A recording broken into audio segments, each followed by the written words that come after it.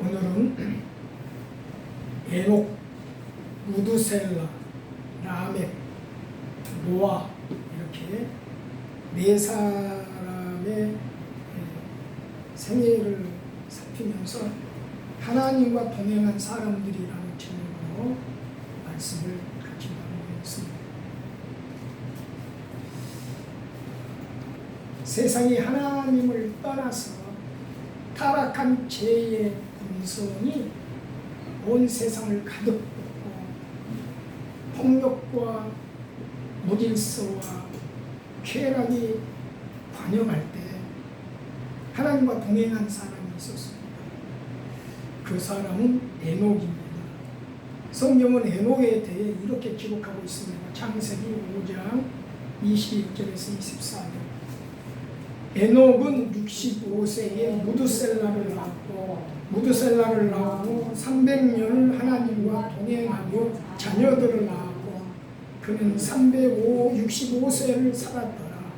에녹이 하나님과 동행하더니 하나님이 그를 데려가심으로 세상에 있지 아니하였더라. 그 시대 모든 사람들이 하나님을 떠나서 악하게 살아갈 때 에녹은 하나님과 동행했습니다. 동행을 의미하는 단어 할라크는 걷다, 산책하다라는 뜻입니다. 우리 하태순 권사님께서 친숙하지 않고 친하지 않은 사람하고 다정하게 같이 걷고 산책할 수 있겠어요? 없죠. 걷다 산책하다의 이미지는 친숙함, 친밀함입니다.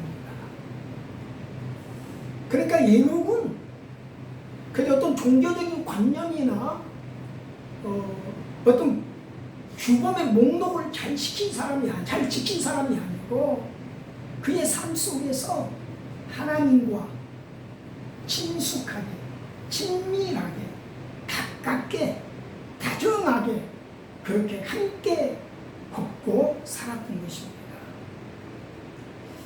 친밀한 관계는 규범이나 공식 또는 어떤 정해진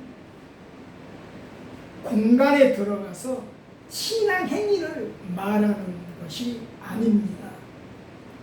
자, 교회 나오는 건 중요해요. 교회 공동체에 속하는 것도 중요해요. 그러나 하나님과 친숙하게 친밀하게 하나됨을 이루고 함께 걷는 동행의 삶은 이 교회라고 하는 공간에 열심히 드나든다고 이루어지는 것이 아니라는 것입니다. 신앙의 활동주의가, 즉 신앙의 외형이 우리를 하나님과의 생명적 생생한 관계 속으로 들어가게 하지 않습니다. 이 많은 사람들이 착각하고 살아요. 교회라고 하는 정해진 공간, 이 교회라고 하는 규범 속에 들어오면은 내가 믿음의 사람이다, 하나님이 기뻐하는 사람이다, 내가 괜찮은 신앙의 사람이다 이렇게 생각하기 쉽습니다. 근데 요즘 우리 시대의 문제는 뭡니까? 교회 안에 있으면서 사람들이 잠들어간다는 것. 바쁘고 분주한 일상 속에서도 우리는 하나님과 친하게, 친숙하게 동행하며 함께 걸을 수 있습니다. 수많은 사람들 인파 속에서도 우리는 하나님을 주목하고 하나님이 내 안에 들려주시는 음성을 들을 수 있습니다. 빨래하면서도 설거지하면서도 우리는 하나님의 감동을 느낄 수가 있습니다. 이게 친밀함입니다. 성령의 임재는 장소나 규범에 좌우되지 않습니다. 에녹은 단순히 하나님을 종교적 관념이 아니라 살아계시는 하나님과의 인격적 관계의 생생함으로 세상이 가는 길로 가지 아니하고 그는 내면에 하나님이 주시는 영적 증거, 목소리, 하나님의 신령한 은혜를 따라서 하나님과 함께 걸었습니다. 히브리서는 믿음으로 살았던 사람들의 이름을 나열하면서 에녹에 대해 이렇게 기록하고 있습니다. 히브리서 11장 5절에 믿음으로 에녹은 죽음을 보지 않고 옮겨졌으니 하나님이 그를 옮기심으로 다시 보이지 아니하였느니라. 그는 옮겨지기 전에 하나님을 기쁘시게 하는 자라 하는 증거를 받았느니라. 구약에서는 에녹이 300년간 하나님과 동행하였더라 했는데 히브리서는 하나님을 기쁘시게 하는 증거를 얻었더라 이렇게 말합니다. 그러니까 하나님과 동행하는 것과 하나님을 기쁘시게 하는 것은 동의어입니다. 같은 의미의 내용입니다. 여러분, 누가 하나님을 기쁘시게 하는 사람일까요? 하나님과 동행하는 사람, 하나님과 함께 걷는 사람입니다. 누가 하나님과 동행하는 사람일까요? 하나님을 기쁘시게 하는 사람입니다. 하나님을 기쁘시게 하는 것은 하나님과 동행하는 것입니다. 하나님과 함께 걷는 것입니다. 교회라고 하는 이 규범이나 공간 안에서 예배 드리는 것으로 신앙적 행위로 끝나는 것이 아니라 내 삶 속에서 하나님을 손잡고 하나님을 느끼고 하나님의 은혜의 신령함을 맛보고 때로는 내 마음속에 깊이 들려주시는 하나님의 음성을 들으면서 그 하나님이 내게 부어주시는 신령한 은혜의 여운이, 기운이, 생명이 나를 채우고 그 원함 속에서, 그 은혜 속에서 사는 겁니다. 세상살이가 얼마나 힘듭니까? 돈이 없으면 살 수 없는 이 분주하고 바쁜 세상, 그 안에서 우리는 얼마나 많이 갈등하고 충돌하고 부딪히면서 힘들고 지친 삶을 살아갑니까? 하나님은 그런 우리를 다 보고 계십니다. 알고 계십니다. 그런데 그런 삶 속에서 내가 하나님과 함께 걸을 때, 하나님과 동행할 때, 즉 하나님과의 친숙하고 친밀한 관계 속에서 살아갈 때 우리 안에 이로가 넘쳐납니다. 이런 세상을 능히 충돌하고 극복하면서 하나님이 기뻐하는 삶을 살아갈 수 있는 힘이 성령 안에서 내 속에 솟구쳐 오르는 것입니다. 거기서 기뻐하고 감사할 수 있습니다. 이런 은혜가 있게 되시길 바랍니다. 그 삶 속에서, 그런 믿음의 삶 속에서 복음이 입증되는 것입니다. 그런 삶 속에서 내가 하나님의 사람이라는 것이 드러나는 것입니다. 이게 하나님을 기쁘시게 하는 동행하는 사람 속에서 발견되는 열매입니다. 에녹은 65세에 무두셀라를 낳았습니다. 무두셀라는 969세를 살았습니다. 성경에서 가장 오래 산 사람으로 기록되어 있습니다. 무두셀라의 뜻은 그가 죽으면 그것이 온다, 이런 뜻입니다. 그러니까 무두셀라가 죽으면은 그것이 온다. 그것이 무엇을 말할까요? 홍수 심판을 말합니다. 그러니까 무두셀라는 969세를 살면서 이미 하나님의 홍수 심판에 대해 알고 있었습니다. 그리고 그는 그 969세의 삶을 애언자적인 삶을 살았습니다.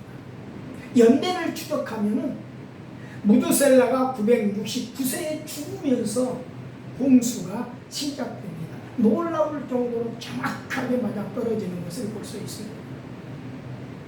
무두셀라가 살았을 당시 아담이 살고 있었을까요? 없었을까요? 아담이 함께 살았습니다.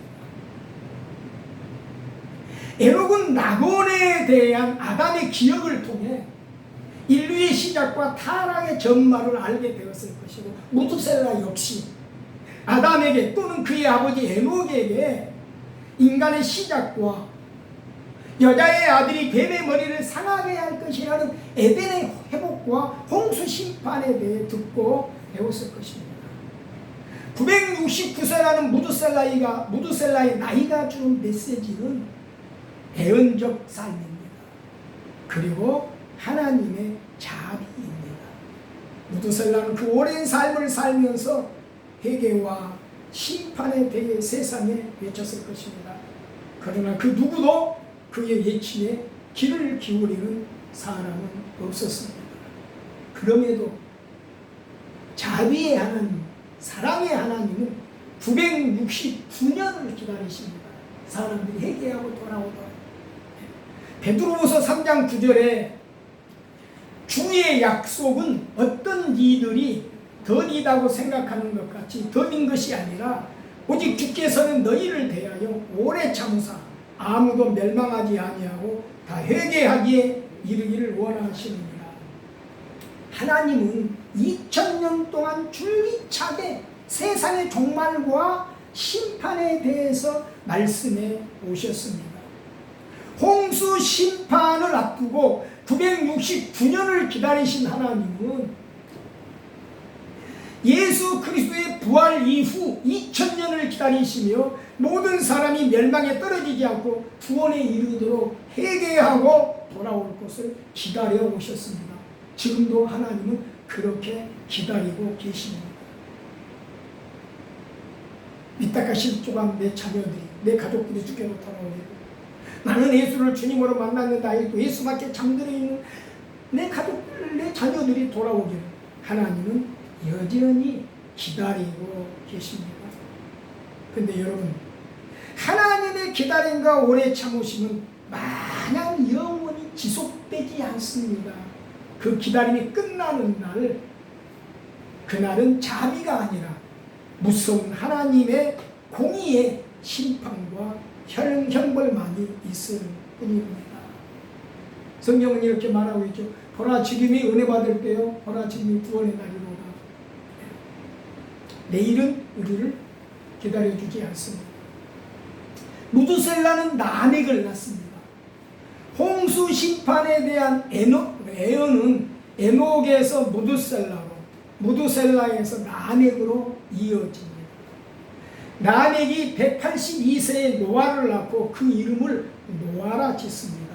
창세기 5장 28절에서 29절. 라멕은 182세에 아들을 낳고 이름을 노아라 하여 이르되 여호와께서 땅을 저주하심으로 수고롭게 일하는 우리를 이 아들이 아니하리라 하였더라. 노아의 이름의 뜻은 한숨 쉬다, 이로하다, 이런 뜻입니다. 무엇 때문에 노아의 시대, 무두셀라에서부터 이어지는 그 오랜 세월 동안 무엇 때문에 세상은, 그때 살았던 사람들은 수고와 고생에 시달리며 한숨 쉬는 두렵고 고통스러운 고단한 삶을 살았을까요? 하나님의 심판과 연결되어 있습니다. 창세기 6장 4절에서 5절에 보면 그 단서를 제공하고 있습니다. 당시의 땅에는 네피림이 있었고 그 후에도 하나님의 아들들이 사람의 딸들에게로 들어와 자식을 낳았으니 그들은 용사라 고대의 명성이 있는 사람들이었더라. 여호와께서 사람의 죄악이 세상에 가득함과 그의 마음으로 생각하는 모든 계획이 항상 악할 뿐임을 보시고, 당시에 뭐가 있었다? 네피림이 있었다. 네피림은 거인족이었습니다. 상상을 초월할 정도로 거대한 신체를 가지고 있었습니다. 이들은 악하고 흉폭했으며 땅을 지배했습니다. 다윗이 목베어 죽인 골리앗은 네피림의 혈통과 연결되어 있는데 이 사람의 키는 2m 90cm로 추정하고 있습니다. 민수기에 보면은 가나안 입성을 앞두고 모세가 12명의 정탐꾼을 가나안에 보내 40일을 탕지하고 돌아오게 합니다. 그들이 그 땅을 정탐하고 돌아와서 하는 말이, 그들은 심장이 얼마나 큰지 우리는 그들에 비하면 메뚜기에 불과하다. 이렇게 말합니다. 그러니까 적어도 네피림은 3m에 가까운 거대한 신장을 가진 거인들이었다고 볼 수 있습니다. 그러면 이 네피림 거인족은 어디서 왔을까? 하나님의 창조물일까? 문제는 이것들이 하나님의 창조물이 아니라는 데 있습니다. 성경은 하나님의 아들들이 사람의 딸들에게로 들어와 자식을 낳으니 그들이 거인족인 네피림이었다고 합니다. 그럼 사람의 딸들과 결혼한 이 네피림은 어디서 온 사람들일까요? 여러 학설이 있는데 그 중에는 하늘에서 떨어진 타락한 자들, 즉 타락한 천사들이라는 학설이 있습니다. 아니, 타락한 천사들이 어떻게 하나님의 아들들이라는 이름으로 성경이 기록되어 있을까요? 욥기서에 보면은 하나님의 아들들이 하나님 앞에 앉는데 그 중에 누가 있습니까? 사탄이 있습니다. 하나님이 사탄을 묻습니다. 네가 어디를 돌아보고 왔느냐? 예, 세상 이곳저곳을 돌아보고 왔습니다. 네가 욥을 봤느냐? 그러면서 하나님이 욥의 그 탁월한 신앙의 삶에, 순전한 삶에 대해서 말하는 장면이 나오죠. 하나님의 아들들이 하나님 앞에 앉아있는데 사탄이 거기 있었더라. 그래서 수많은 학자들이 사람의 딸들의 아름다움을 보고 그들에게 들어가 자녀를 낳은 네피림은 타락한 천사들이었다. 이렇게 말하고 있는 것입니다. 이 타락한 천사들이 육체로 화하여 사람의 딸들을 아내로 삼아 낳은 자들이 하나님의 창조에서 볼 수 없는 비정상적인 거인들인 네피림이라는 것입니다. 이들의 흉폭한 지배와 착취와 생각하는 모든 것이 악했습니다. 폭력적이었습니다. 이들로 인해서 세상은 죄악으로 더럽혀지고 악으로 가득하게 되었습니다. 이런 세상에서 살아가려니 얼마나 사람들의 삶이 이들의 폭력과 착취 속에 시달리며 살아갔기 때문에 힘들고 고생스럽고 고통스러웠겠습니까? 그래서 노아의 이름은 한숨시다. 이렇게 지은 것입니다. 하나님께서 이런 악한 세상을 보시고 사람 지으신 것을 한탄하시고 물로 심판하시기로 작정하십니다. 이 심판에서 살아남고 인류가 새롭게 시작되는 최초의 사람이 노아와 그의 가족입니다. 이것을 이 아들이 우리를 아니하리라 하였다라는 말로 설명하고 있는 것입니다. 한숨쉬다와 이로하다의 뜻이 노아의 이름에 동시에 들어있는 것입니다. 다시 노아의 계보로 가서 봅니다. 창세기 5장 30절에서 31절. 라멕은 노아를 낳은 후 595년을 지내며 자녀를 낳았으며 그는 777세를 살고 죽었더라. 성경에서 7은 완전수입니다. 하나님께 해당하는 수입니다. 라멕이 777세를 살고 죽었다는 것은 에녹에서 무두셀라로 이어지는 홍수 심판의 예언이 정확하게 라멕의 죽음을 끝으로 노아에게서 이루어졌음을 의미합니다. 무두셀라는 그가 죽으면 그것이 오리라, 무두셀라가 죽으면 홍수 심판이 오리라, 이런 뜻을 가지고 있고, 라멕은 777세 하나님의 완전수, 그가 죽음으로 무두셀라를 통해 그가 죽으면 그것이 오리라는 심판이 정확하게 이루어지는 것을 말하는 것입니다. 성경은 노아가 살았던 시대의 사회상을 이렇게 말하고 있습니다. 창세기 6장 11절에서 12절. 그때 그때에 온 땅이 하나님 앞에 부패하여 포악함이 땅에 가득하니라. 하나님이 보신즉 땅이 부패하였으니 이는 땅에서 모든 혈육 있는 자의 행위가 부패함이었더라. 온 땅이 하나님 앞에 부패하고 가득하게 된 원인은 타락한 천사들과 그들이 사람의 딸들을 통해 출생한 네피림이 중심에 있었습니다. 타락한 천사들과 그들의 자손인 네피림에 의해 형성된 문화와 사회상은 모든 사람들을 악하고 부패하게 했습니다. 이런 세상에서 노아의 삶은 달랐습니다. 창세기 6장 9절에서 10절. 이것이 노아의 조건이라 노아는 의인이요 당대의 완전한 자라. 그는 하나님과 동행하였으며 세 아들을 낳았으니 셈과 함과 야벳이라.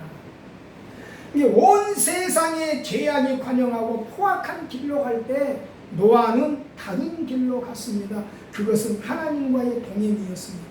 그는 하나님과 함께 걸었습니다. 노아는 하나님을 방향에다 두고 걸었습니다. 하나님을 방향에다 두고 걸음을 옮기는 것이 믿음의 삶이죠. 오늘 우리 이 시대에도 우리는 하나님과 동행할 수 있어야 합니다. 하나님은 노아에게 홍수 심판을 말씀하시면서 방주를 지을 것을 지시하십니다. 노아는 하나님께서 가르쳐 주신 정확한 방식대로 방주를 짓습니다. 몇 년 동안 지었을까요? 120년 동안. 산에다 지었을까요? 땅에다 지었을까요? 바닷가에다 지었을까요? 육지에다 지었을까요? 네? 산이 아니고 땅에다 지었어요. 바닷가가 아니라 육지에다 지었어요. 120년 동안 어마어마한 길이가 130m, 어마어마한 배를 노아는 산 아래에서, 그것도 바닷가가 아닌 육지에서 쉬지 않고 홍수 심판을 경고하면서 배를 짓습니다. 여러분, 산 아래에서 바닷가도 아닌 육지에서 배를 지으면서 하나님의 앞으로 이 세상을 홍수로 심판하실 것입니다. 여러분 회개하고 하나님께로 돌아오십시오. 경건한 삶으로 돌아오십시오. 이렇게 경고하면서 배를 지을 때 사람들이 노아를 보면서 감동을 먹었을까요? 감탄했을까요? 아마 세상이 그를 비웃고 기롱했을 것입니다. 우리가 사람들을 만나서 우리가 살아가는 이 세대는 마지막 때입니다. 앞으로 이 세상은 하나님이 내리시는 불로 심판을 받을 것입니다. 하나님께로 돌아오십시오. 여러분, 우리가 이렇게 말하고 사람들을 만나고 돌아다닌다면 아마 대부분은 미쳤다고 하거나 정신 나갔다고 하거나 믿으려면 제대로 믿으라거나 아마 이렇게 피웃고 조롱하지 않겠어요? 근데 오늘 우리가 이런 말을 교회에 가서 한다 하더라도 대부분의 그리스도인들은 저 사람 시야부 조발론자 아니에요? 저 사람 이상한데 빠진 사람 아니에요? 아마 이렇게 다들 우려하고 비웃을 것입니다. 소돔과 고모라가 멸망당할 때 그 멸망 직전에 롯이 그의 약혼한 사이들을 찾아갔어요. 소돔을 같이 떠나자고 말합니다. 그러다 그의 사이들이 농담으로 여기고 비웃었다고 했어요. 이것은 지금도 다를 바 없습니다. 제가 믿는 목사 친구들 만나서 이 종말에 대해서 말하면 무슨 허무맹랑한 소리를 그렇게 하는 것만은 그렇게 반응하는 분들이 있어요.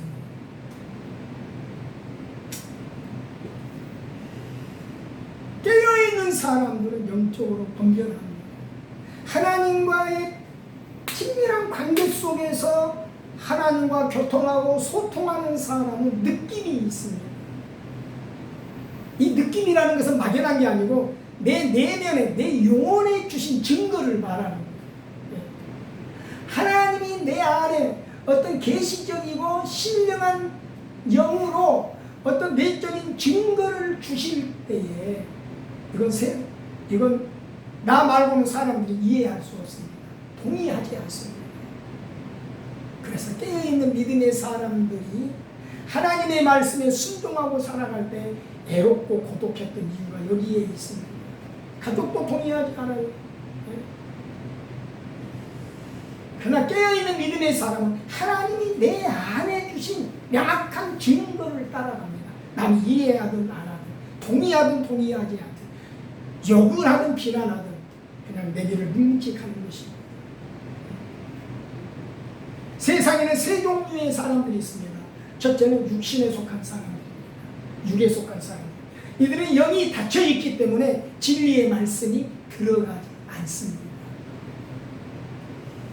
둘째는 믿음으로 사는데 설교는 듣는데 영적으로 잠들어 있는 사람들입니다. 이들은 교회의 규범에 따라 충실한 신앙생활을 합니다. 하지만 영적으로 무뎌져 있어서 분별에 의한 영적 확신이 없습니다. 셋째는 하나님과의 관계가 생생하게 살아있어 이 세대를 분별하고 깨어있는 준비된 믿음의 삶을 살아갑니다. 누가 뭐래도 예수 방향에다가 뜻을 두고 뚜벅뚜벅 걸어갑니다. 흔들림이 없습니다. 성경은 분명하게 경고하고 있습니다. 마태복음 24장 37절에서 39절. 노아의 때와 같이 인자의 임함도 그러하니라. 홍수 전에 노아가 방주에 들어가던 날까지 사람들이 먹고 마시고 장가 들고 시집가고 있으면서 홍수가 나서 그들을 다 멸하기까지 깨닫지 못하였으니 인자의 임함도 이와 같으리라. 우리는 최첨단 기술이 가도 대낮같이 밝은 초문명 시대를 살아가고 있습니다. 인류 역사상 볼 수 없었던 놀라운 시대를 우리는 살아가고 있지만 지금처럼 불투명하고 불안전한 시대도 없었습니다. 끊임없이 이어지는 전쟁과 국가 간의 무력 충돌, 나라의 안전을 위해 개발되는 최첨단 방산 무기들에 의해 지구촌은 언제 터질지 모르는 시한폭탄을 안고 있습니다. AI 인공지능에 의한 삶의 급격한 방식 변화는 우리 삶을, 특히 우리 연세 드신 분들, 우리 식당 가서 밥만 먹으려도 키오스키, 카오스키지 이거 눌러가지고 이걸로 다 예약하고 하잖아요. AI 인공지능이 가져오는 삶의 방식은 급격하게 바뀌고 있습니다.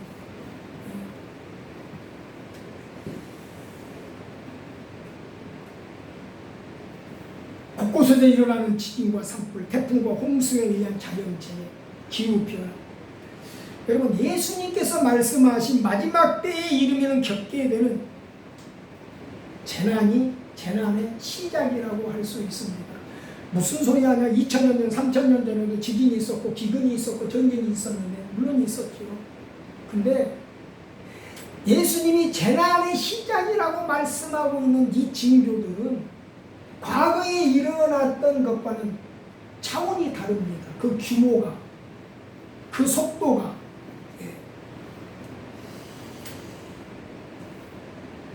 우리는 재난이 시작되는 시대에 살고 있다고 할 수 있습니다. 에녹과 무두살라와 라멕과 노아는 세상이 하나님의 심판을 향해 나아갈 때 세상과 다른 길을 가면서 다른 방식의 삶을 살면서 애언자적 삶을 살았습니다. 종말과 심판에 대한 하나님의 말씀은 여러분 반드시 이루어집니다. 우리는 한동안 지금 계속해서 요한계시록의 애언의 말씀을 살펴보고 있습니다.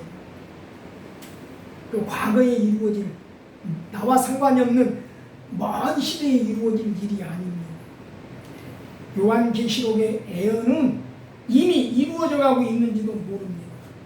이 세상에서 일어나는 사건을 보면 7 봉인 심판, 7 나팔 심판, 7 대접 심판 중에 부분적으로 삼치탈 정도로 그 전조 현상을 보는 것 같은 생각이 들 때가 있습니다.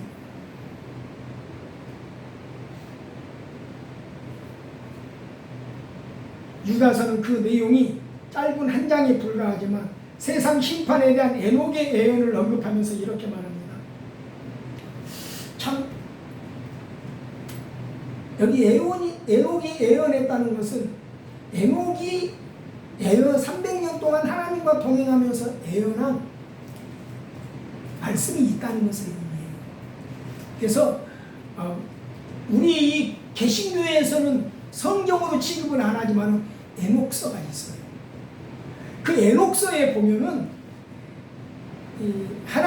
사람의 아들들이 사람의 딸들의 아름다움을 보고 이렇게 결합하고 네피림을 낳았다는 내용이 더 구체적으로 상세하게 설명되고 있습니다. 이들은 하나님이 보내신 감찰자들이었다. 세상을 감찰하도록 보낸 천사들이었다는 거예요. 천사들의 이름까지 명시되어 있어요. 이들이 잘못된 마음을 가지고 세상을 지배하고자 하는 하나님께 반역적인 뜻을 가지고 육체로 화하여 사람의 딸들과 결혼해서 네피림을 낳았다는 것이죠. 그러니까 하나님이 그 형상과 모양대로 지음받고 우리가 몸에 갖게 된 DNA가 아닌 전혀 다른 DNA를 가진 비정상적인 인간이 탄생하게 되었다는 것이죠. 그리고 하나님의 형상과 모양대로 지음받은 인간의 DNA가 아닌 이 타락한 천사들의 DNA를 가진 이 네피림이라는 신종류, 이 사람들에 의해서 세상이 악하게 되었다는 거예요. 그러니까 인간의 이 순수성이 근본적으로 본질적으로 파괴되었다는 것을 말합니다. 그래서 하나님이 심판을 명령하셨다, 심판을 작정하셨다, 이런 내용들을 전하고 있죠. 그런데 우리나라는 이 에녹서를 취급하지 않습니다. 그런데 이티오피아라든가 동방 종교회라든가 이런 데는 에녹서를 성경과 똑같이 취급하고 있습니다. 유다서 1장 20절에서 21절 사랑하는 자들아 너희는 너희의 지극히 거룩한 믿음 위에 자신을 세우며 성령으로 기도하며 하나님의 사랑 안에서 자신을 지키며 영생에 이르도록 우리 주 예수 그리스도의 긍휼을 기다리라.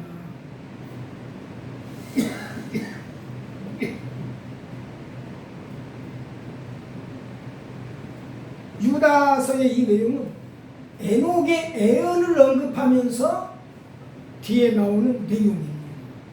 4가지를 말하고 있습니다. 첫째는 지극히 거룩한 믿음 위에 너희 자신을 세우라는 것이죠. 우리 인생, 우리 삶을 어디에 세우고 있는가가 우리의 미래를 결정합니다. 하나님을 아는 거룩한 믿음 위에 우리 자신을 굳건하게 세워 나가야 되겠습니다. 둘째는 성령으로 기도하라. 규칙이 아닙니다. 규범이 아닙니다. 주일날 예배 때 드리는 그런 기도가 아닙니다. 성령으로 기도하는 겁니다. 성령으로 기도하는 것은 장소와 때를 초월합니다.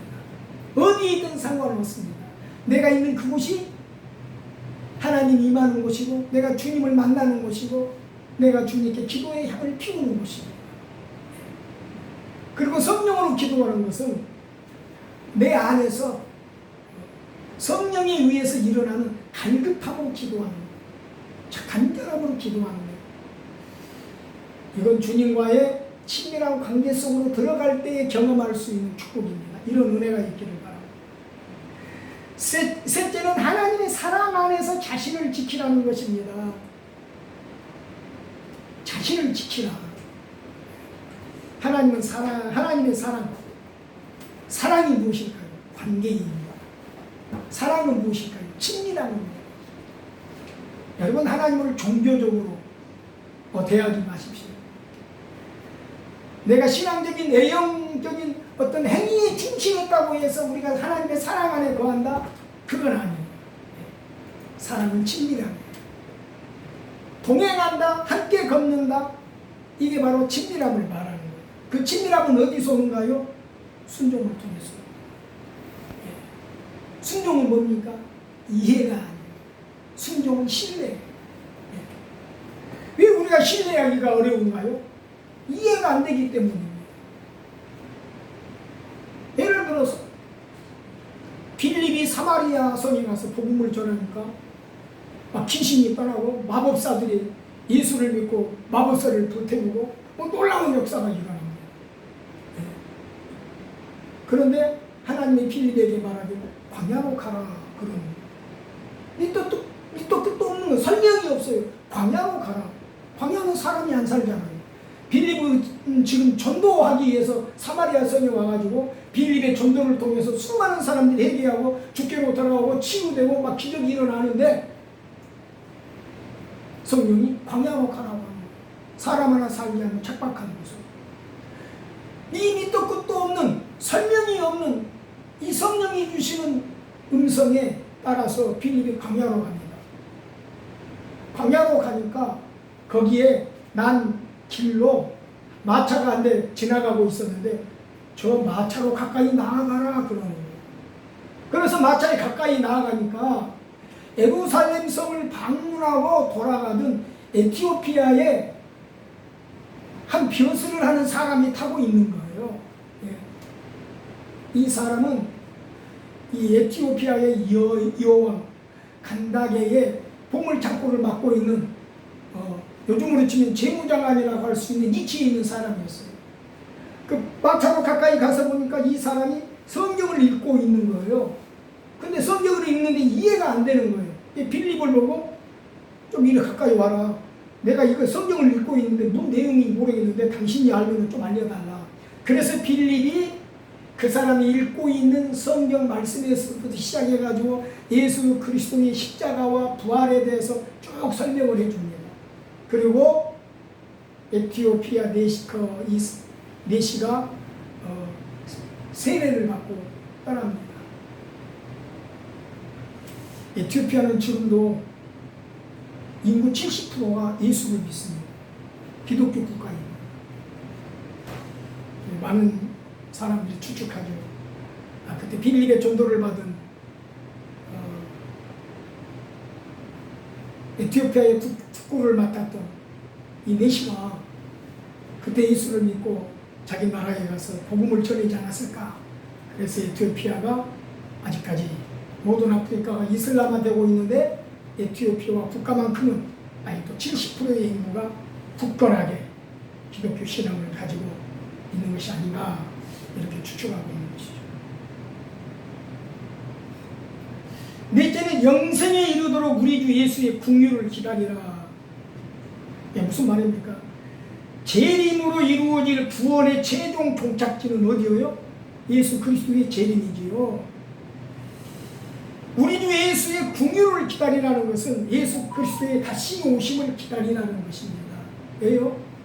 우리 믿음 지키고 살기 참 만만치 않잖아요. 고단하고 힘들 수 있고. 이런 세상에서 예수가 재림하시면은 이제 우리의 영생의 종착지가 이루어지는 거예요. 이것을 긍휼을 기다리라는 말로 설명하고 있는 것입니다. 이렇게 살아감으로써 우리는 우리의 신앙을 입증하고 애언자적인 삶을 살 수 있습니다. 지극히 거룩한 믿음에 우리 자신을 세우고 성령으로 기도하고 하나님의 사랑 안에서 자신을 지키고 영생에 이르도록 우리 주 예수의 긍휼을 기다리는 깨어있는 이 삶을 통해서 우리는 애언자적인 삶을 살 수 있어요. 무슨 말이냐면 복음을 입증하는 삶을 살아갈 수 있습니다. 우리 주 예수 그리스도의 은혜와 성령의 이로와 평강이 우리 모두에게 넘치기를 바랍니다. 우리 기도하겠습니다.